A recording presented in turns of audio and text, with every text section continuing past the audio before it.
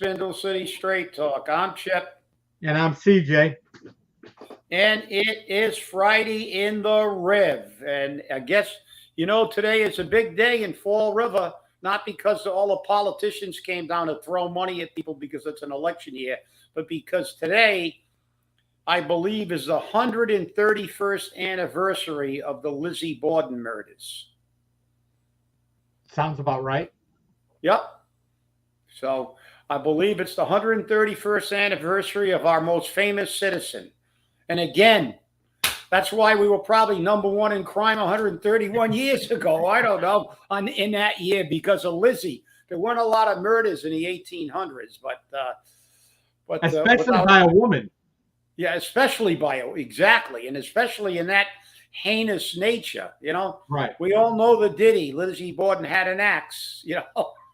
And but the politicians are all down here throwing it. They went here, but then they went to New Bedford where they actually doing something with money for the people. Like, the mayor over there gave some ARPA money for affordable housing, and Taunton is now building affordable housing, and everybody around Fall River is investing at Somerset's, and they got 60 some units. Everywhere around except Paulie Pockets and his band of Merry Thieves. That's it. He's the reverse Robin Hood. He steals from the poor and gives to the rich. Right. Well, you remember I brought up the Atlantis Charter School purchased by the RDA. That hasn't closed yet. That's going to close in September or October. I sent a request to the Inspector General to look at that purchase and to look at the way the school department is paying for it. Because while they're saying it's a lease, it's actually paying the mortgage on the building. Therefore, the school department is in essence buying the building, although it's their lease for an outrageous amount of money.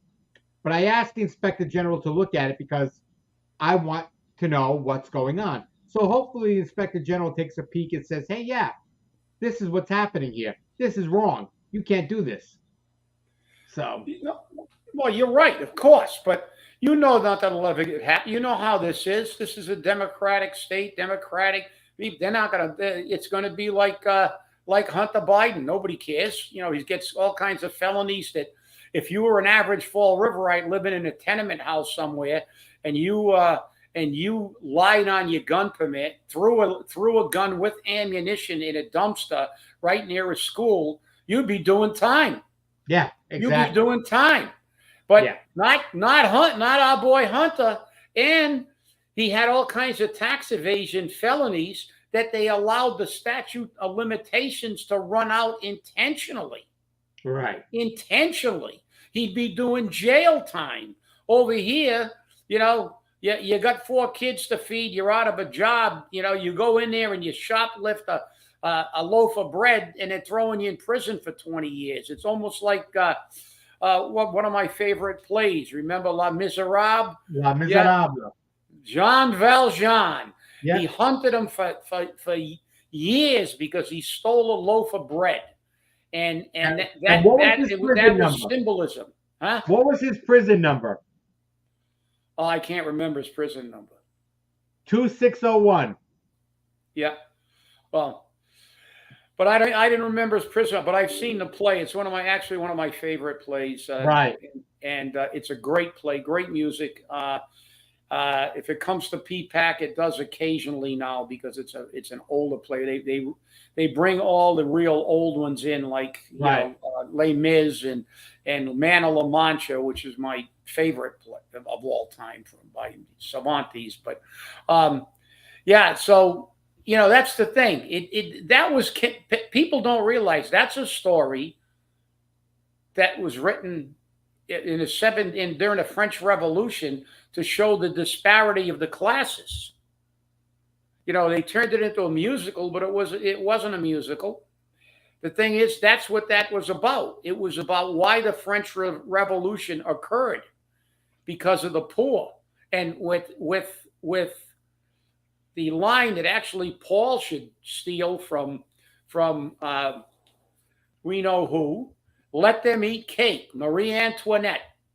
Let them eat cake. They have no food. Let them eat cake. Like Bloomberg said, you can't afford an electric car. Take a bus, peasant. You can't afford meat. Eat beans, peasant. And if you can't afford to take your dog to the vet, let it die. Let them eat cake. And that's what we have here. We have the connected and the disconnected, the rich and the poor. There's no housing problem in the city of Fall River. Of course there isn't. Everybody can afford $2,000 for an apartment. Of course they do, with an average per capita income of 28 grand. But this is it. And what happened? They finally got so sick of it in France, they chopped Marie Antoinette's head off with a guillotine. And she can't even get cake after that. So, and the fact is that they finally had a revolution. The poor got sick of being crapped on, and they had a revolution. Same thing in Russia when they bounced the czars. Maybe we're going to get a revolution in this election. I hope so. We have a lot of new candidates. Hopefully, we can get as many as we can on. We'll get them all on between now and the election if they want to show up, and let the people listen. New ideas or just new blood.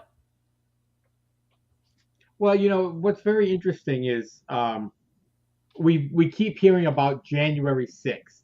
Okay, as a matter of fact, recently a Fall River resident or Swansea resident was arrested, Mike St. Pierre, for his participation in January 6th. Isn't that an uprising of the people? Isn't that because the people were fed up of their government? And don't the people have the right to change their government? Of course they do. But when they don't want the government to be changed, guess what? They step in and they start arresting people. And who wins the revolution? Who writes the history of the revolutions? The winners. And in this case, it's the government. It's the government, and exactly. That's why we have nothing good in Massachusetts. And January 6th is a great example of the duality of the system, the double standard we have in this country. Listen, nobody is condoning the violence. That's right. But that is the people's house. They have every right to go in there. And to say that people who just stood in the lobby are getting jail time is an affront to our democracy, while Hunter gets away with it. And how about all the BLM and Antifa riots in Portland and Seattle? They murdered people. And the only person that was murdered in January 6th was a Air Force veteran, a 110-pound woman or a 105-pound woman, who was shot by a Capitol police officer from behind a barrier when she posed really no threat. And that Capitol police officer had already been censured about weapons and not using them properly. No warning, no nothing. Just shot her dead. Shot her dead. Nothing. They actually gave him a medal for the coward hiding behind a door jamb and shooting an unarmed civilian. They gave him a medal. See, that's what happens. When the government is so powerful, they can give you everything. They can take away everything, including your freedom. And that's what they did. January 6th is the poster child for the people who actually committed a crime, deserve punishment. Yeah. And so do the people in Portland, Oregon, who murdered people, and in Seattle, Washington, who destroyed billions of dollars worth of property. And it's going on today. I just saw again. These they call them progressives. I got a better name. It's probably zombies, because they have no functioning brain cells. They're so out of touch with reality. Now, there were videos of a mob. That's what they refer to it in the media. A mob that invaded a 7-Eleven and looted it. And it was on video.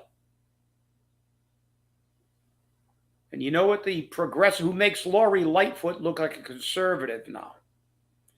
He immediately went on TV and said, "Oh, no, don't call that a mob. It was just a large gathering." Forget about the looting. Oh, we have to look at the socioeconomic bullshit. You allow crime, crime continues to be committed and grow. And look, all we got to do is look around the United States. New York, San Francisco, Chicago. It doesn't stop because there are no consequences. And people go, that's bullshit. No, it's not bullshit. Let me tell you something. I went to a lot of countries in this world in the military. And there's a couple, but most of them were safer in the big cities than you are in the United States. You know why? Those countries have serious punishments for committing crimes. In other words, they don't have liberal judges. No, I remember in Japan at one time that when you were a prisoner in a Japanese jail, that you were not allowed to sit on your bunk except after a certain hour, and then you could go to sleep. So if you weren't out in the yard exercising, you were in your cell, you actually had to stand or kneel in the middle of your cell. Nobody wants to go to jail in Japan because jail isn't fun. They don't lift weights, watch TV. Same thing in the Dominican Republic. I went on vacation to the Dominican Republic one time, and I wanted to play golf, and the kid who was caddying for me was a Dominican, and, we got to be friendly, caddy for me. It was part of the package you could play. And so we were going to go into the city to tour the city because we were in a resort. So he said, "Oh, you're going to go into the city? If you want, I'll be your guide." So I said, "Oh, yeah, okay, no problem." And we took a taxi into the city. And as we were going into the city, he was in a cab, and he said, "Oh, you see that place over there?" He said, "Yeah." He said, "That's the jail," he said. And I'll never forget what he said. Unsolicited. Nobody wants to go there. Because if you go there, you may not come out.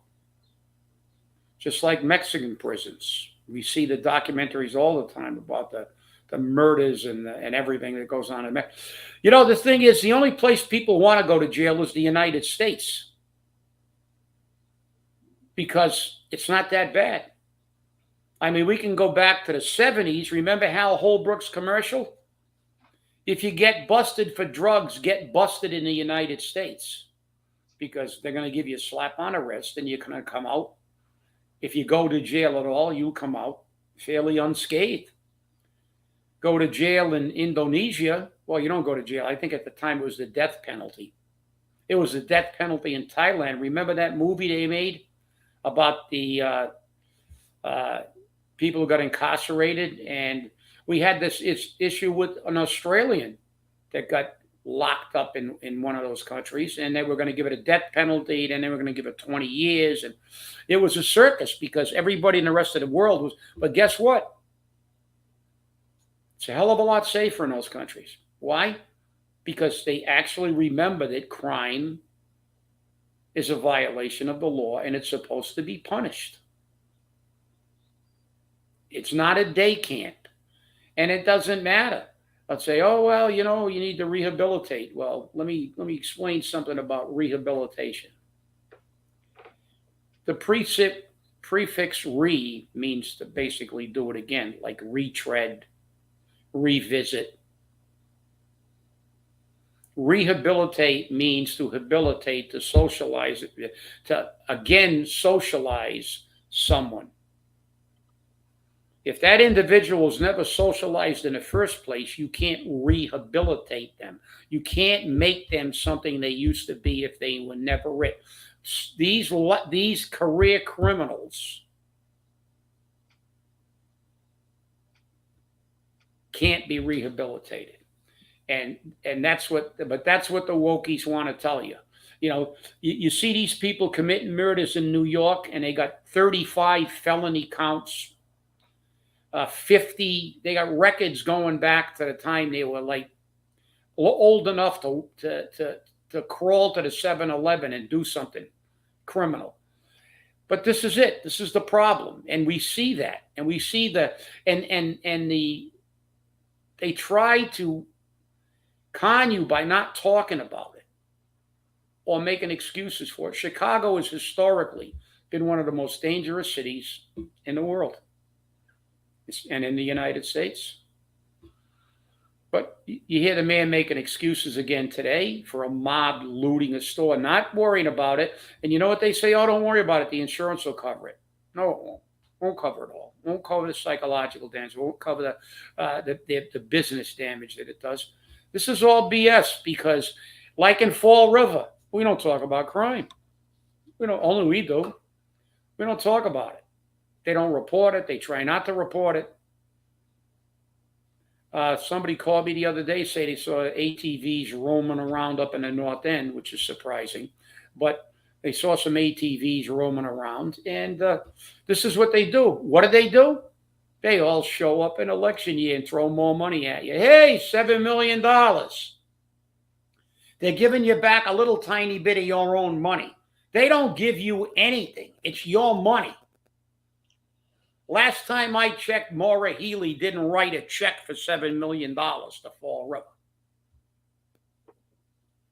They're giving you back a little bit of your own money. So, if I seem a little jaded in my perspective on politics, I think it's justifiable. I've been swimming around in this cesspool for a long time. Well, I'm glad you brought up the $7 million. Because Maura Healey was down here. Not Maura Healey, Driscoll. Lieutenant Governor Driscoll was down here saying how wonderful it was to be in Fall River, that the Battleship is, such an asset to tourism in Fall River. That's why they gave it $1 million for rehab work. And they gave $7 million to the state pier, which the city is supposed to manage and maintain, but we know about city maintaining anything.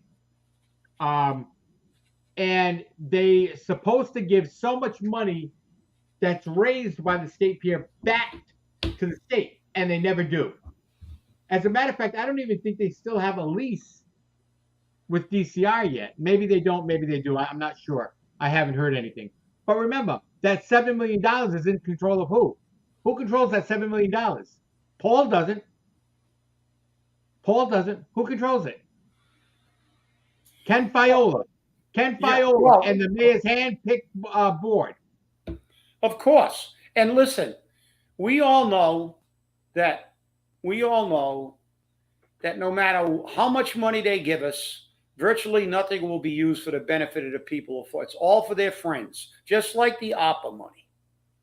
$7 million, we're going to put better lights, better benches, on the Duval. Seven seems to be the magic number now. Lucky 7.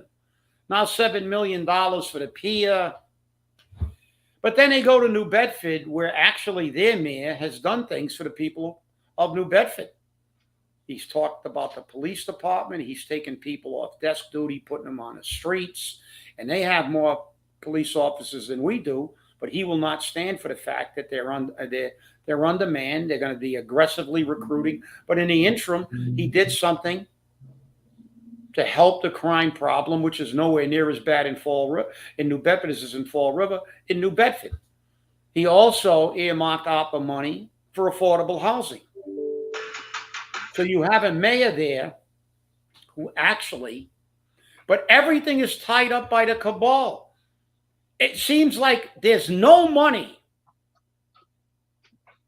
that ever comes in from the feds of the state that Kenny Fiola doesn't have some part of his body in. Doesn't have his fingers in the pot. Doesn't have some role. And as I said before, he's been around for over 40 years. And the Battleship, you see the ridiculous political rhetoric. The Battleship is a wonderful tourist attraction. Really, that Battleship's been there forever. Since 1965. Yeah, and I dove on that Battleship to take out the anodes to save the city a lot of money because it was rusted. Now they're giving it another million for what? How many people really? Yeah, you got some people there. I'm not going to say you don't have some tourism. You got some maybe Navy veterans and stuff like that. Or, veterans want to go down and see it maybe, but it's a quick visit and out in and out. It's never been a major attraction. Just like the Viola said that this carousel was going to bring in a ton of people, renaming a city a gateway city. Oh, it's a gateway city. We got to go see the gate. We got to get into this gateway city because it must be really great. Must be really great because they gave it a name. Oh, yeah, that's it. We're going to go. Then they open up the brochure and go, oh, Newport. Oh, gee, Tennis Hall of Fame. And what do they got in Fall River? Oh, Lizzie Borden. That's it. Case closed. Over. Lizzie Borden and the Narrows. Well, the Narrows. Oh, the Narrows. No, you won't go to Newport. Newport's got a playhouse up there. They've got an after dinner show. They've got a whole bunch of things in Newport. In Providence, they got PPAC that shows Broadway shows on a regular basis. And it's a beautiful, beautiful place. PPAC is an old, ornate, beautiful, beautiful facility to watch that stuff in. Get real. People from out of town are not going to stop in Fall River for tourism. We've said it a million times. You're between Newport and Cape Cod, the two largest tourist attractions in southern New England.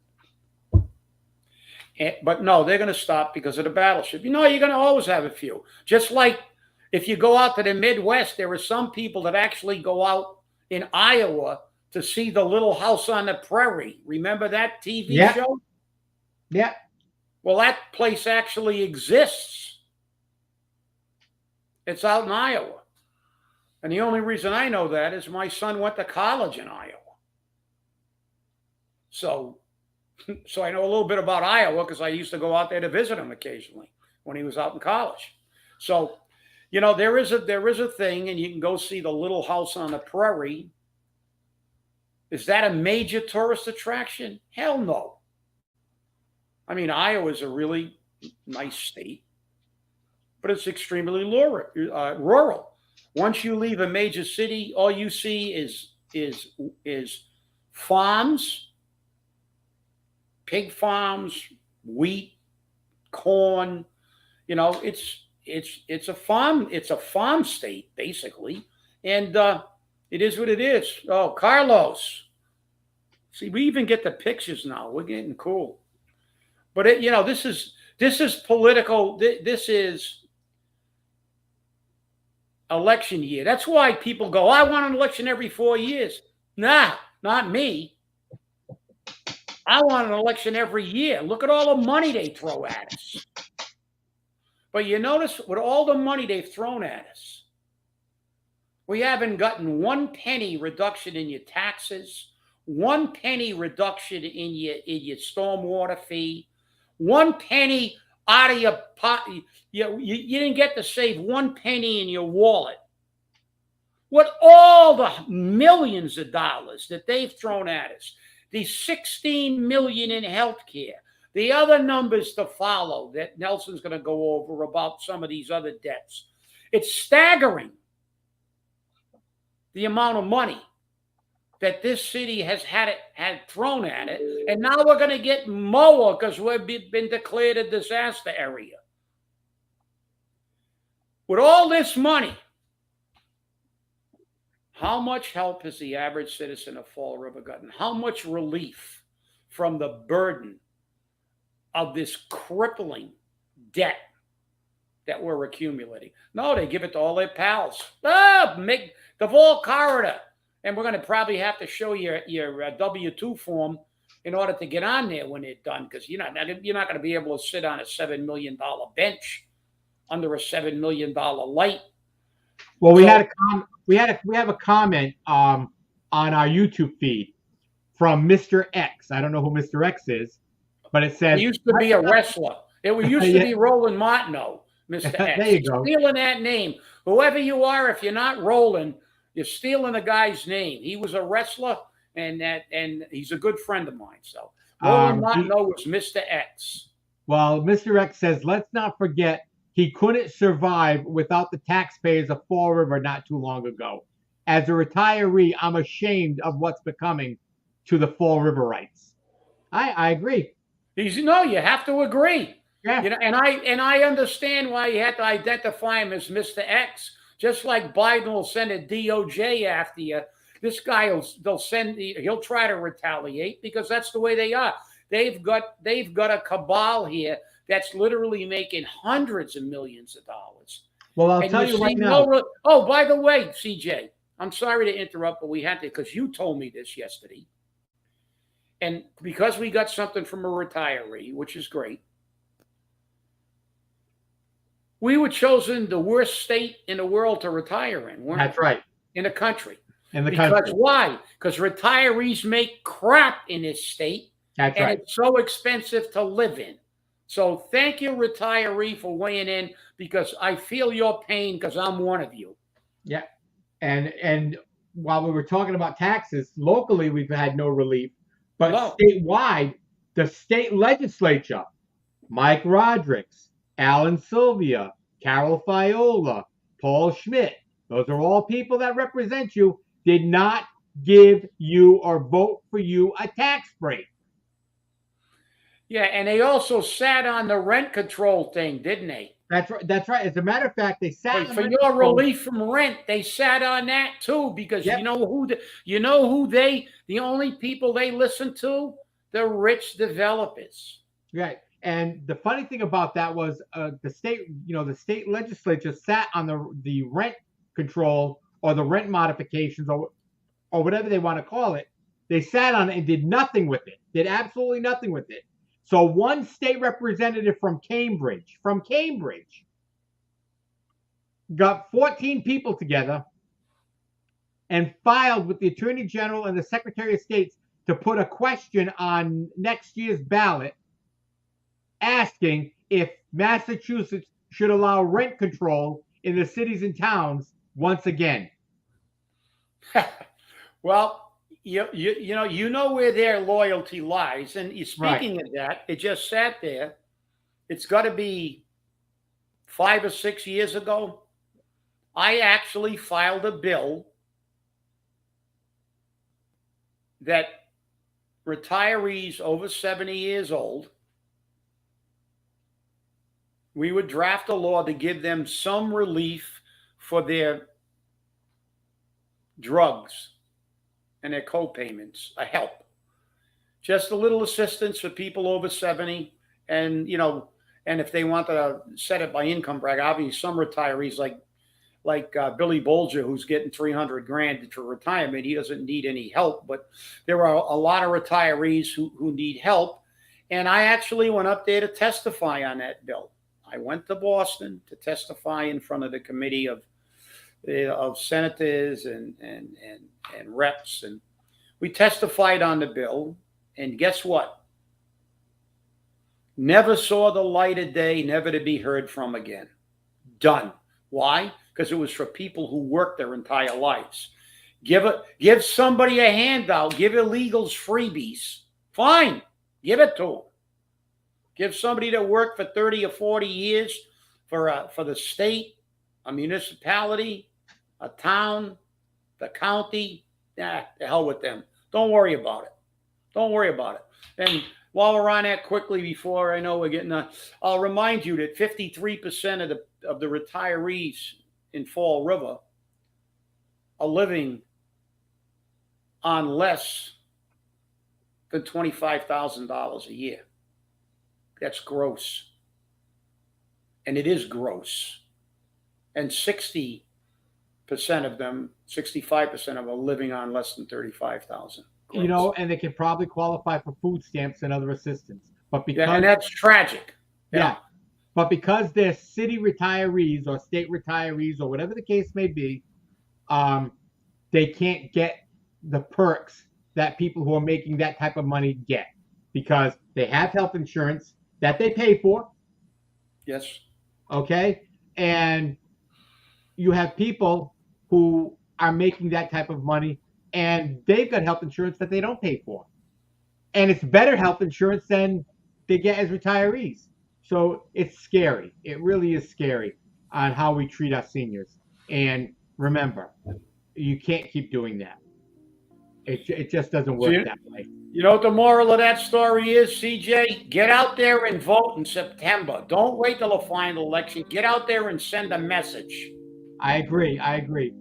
Well, I want to thank you all for watching. Have a great weekend. And remember, stay safe, stay angry, and hold your politicians accountable. We'll see you on Monday.